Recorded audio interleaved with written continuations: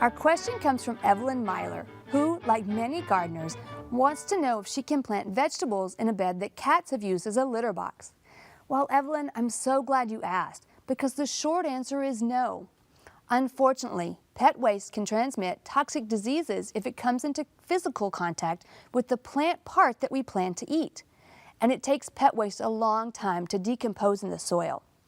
And in the case of cats, we have to be extra careful of coming into contact with the waste ourselves due to the potential to contract toxoplasmosis.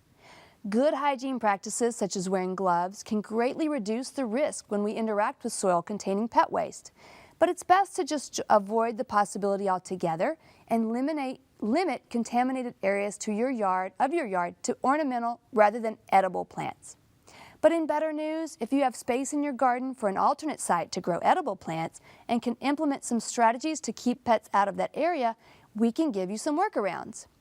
For ideas on how to deter cats from garden beds, we checked with Molly Pekarsky, Flora and Fauna Manager at Lake Austin Spa and mom to lots of pets. She points out that cats are creatures of habit, so note where Kitty likes to go and replace a section of your normal garden soil with sand in that area. You could also set up a new area of sand and try to tempt your kitties into that designated area. And consider planting catmint or catnip nearby as an extra enticement. Another strategy is to apply a very thick layer of large aggregate hardwood mulch around your vegetables.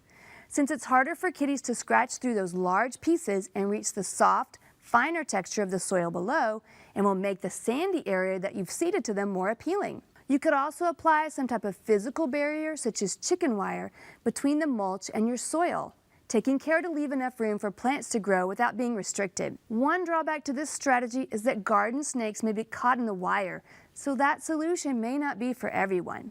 If you've got tips for keeping cats out of bed, send them on to centraltexasgardener.org. It's always fabulous when viewers let us know that our tips worked for them. Lila Bass sent in pictures of her beautiful Lady Banks rose.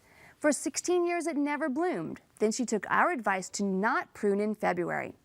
Ladybanks and other climbers, unlike other roses, should be pruned only after blooming in late spring or early summer, though you can do some correctional pruning in fall. Now Lila's rose blooms every year on the anniversary of her mom's passing. Swallowtails are certainly out and about in Central Texas. Susie Epstein's mountain laurels attracted this beauty, possibly an eastern tiger swallowtail.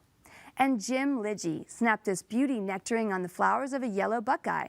He also caught this juniper hair streak on a death camas, and on a recent tramp through the woods, he spied these lovely little spring coral root orchids. We'd love to hear from you. Check out centraltexasgardener.org to share your stories, pictures, and video.